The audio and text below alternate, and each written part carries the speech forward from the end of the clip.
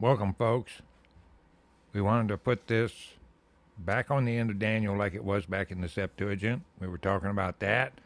And we have this King Cyrus that's taken over the helm. And this is a great expose in history of Daniel. We got him as a lad here. Here we have him as an adult. He does get to travel and go rebuild the temple. I saw that in the history there in the Old Testament, where he travels on and gets to see the cornerstone being laid, etc.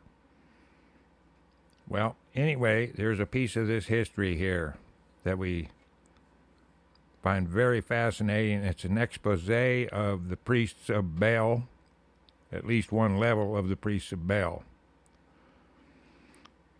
Okay, there's big letters here, and the translators that explain to you this is called the history. See, they don't say it's just some mythology. It's a history. The history of the destruction. The destruction of Bel and the dragon, cut off from the end of Daniel.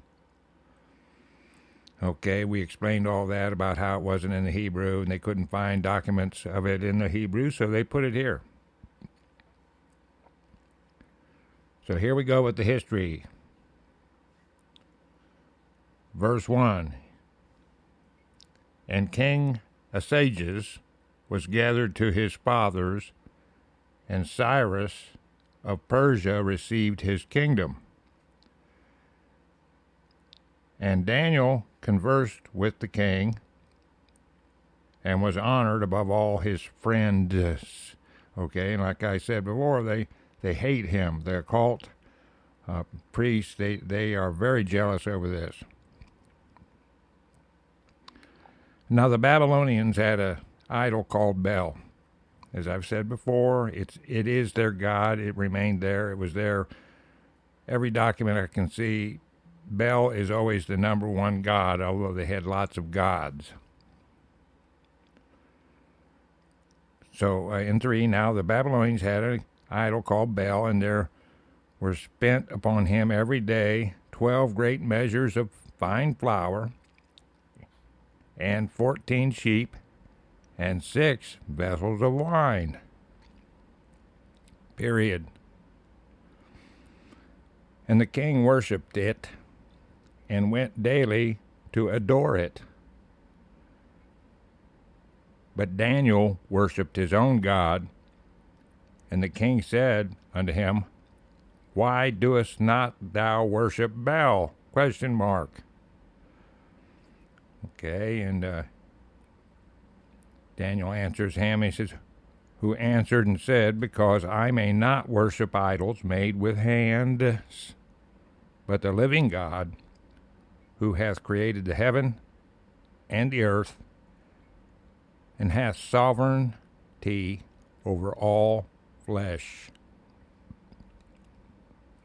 Now listen to the deception in the mind of the occultist here. Then said the king unto him, Thinkest thou not that Bel is a living God? Seest thou not how much he eateth and drinketh every day? 7.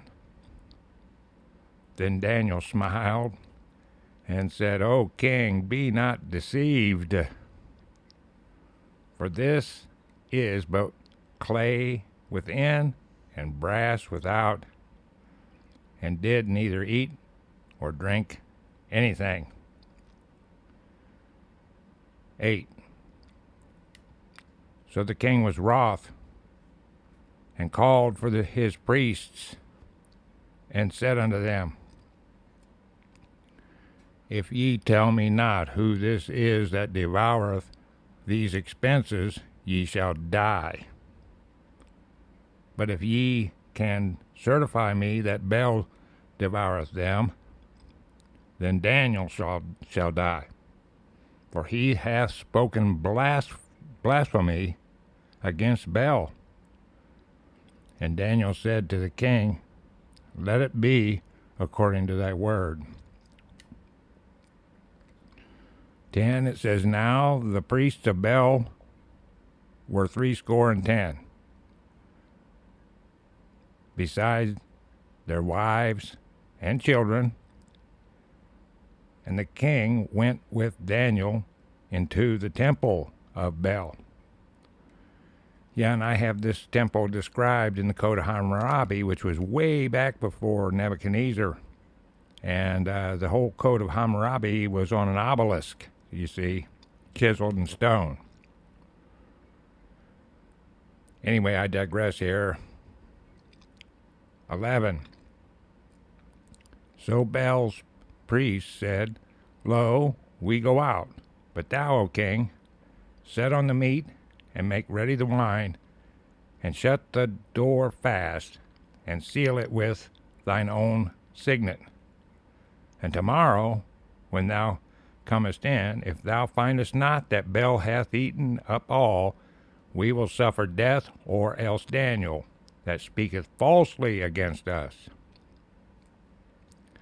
And they little regarded it, for under the table they had made a private or a privy entrance, whereby they entered in continually and consumed those things.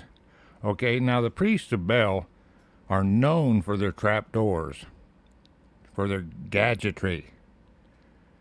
Even in the Persian mystery school, they would have an initiate under the trapdoor and have his head on a plate, you see, talking like he was beheaded. And he wouldn't realize that when he's done talking, he would literally be beheaded. Not only that, but the Persian mystery school had the Shambhala. Notice the name Ba.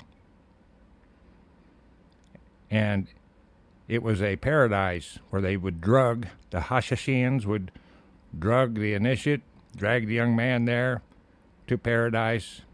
Marco Polo actually saw this paradise created. So they were known for this kind of treachery, this kind of,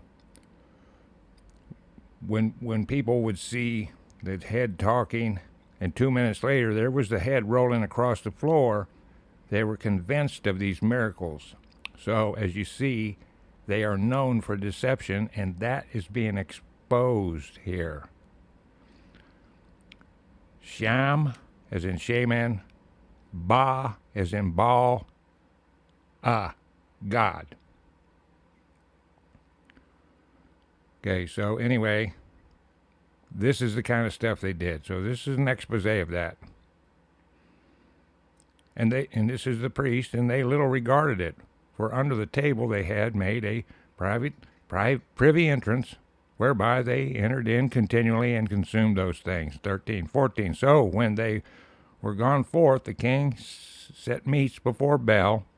Now Daniel had commanded his servants to bring ashes, and those they strewed throughout all the temple, in the presence of the king alone. Then went they out and shut the door and sealed it with the king's signet, and so departed. 15. Now in the night came the priests with their wives and children, as they were wont to do, and did eat and drink up all. 16. In the morning betime the king arose, and Daniel with him. And the king said to Daniel, Are the seals whole? ? And he said, Yea, O king, they be whole. And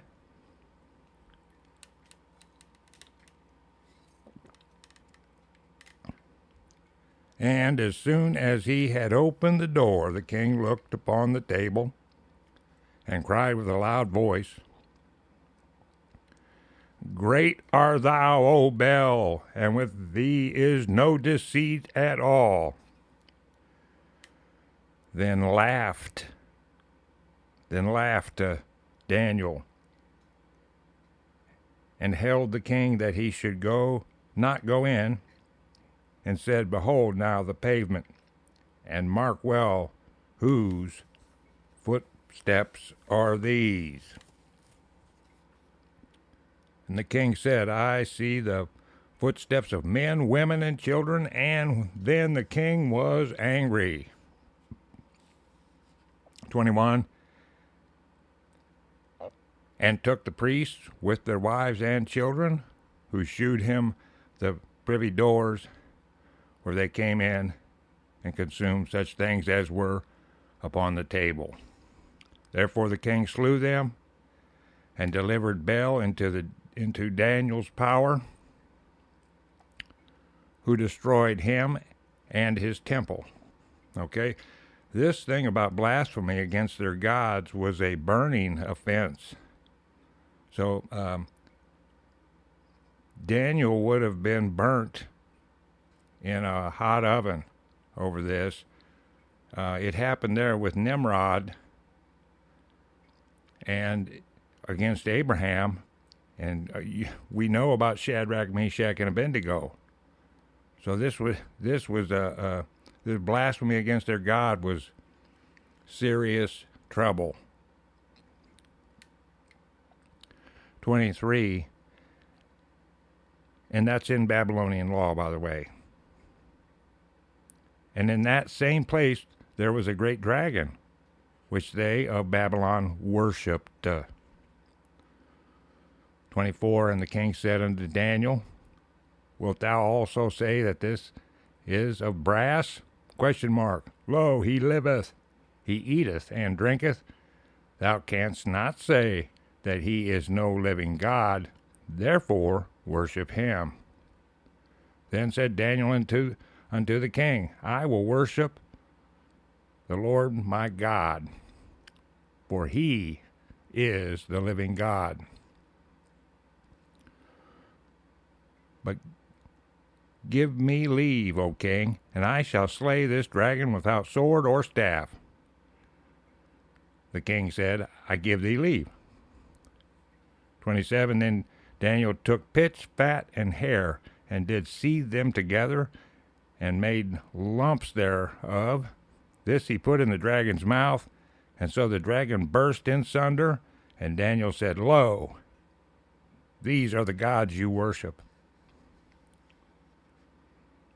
When they of Babylon heard that. Now this is another thing. When you expose, even though people are being deceived, they don't care. They want their deception. They are in love with lies, and that includes today. Go ahead and try to tell somebody that Kenneth Copeland ain't real one time, because they worship the man.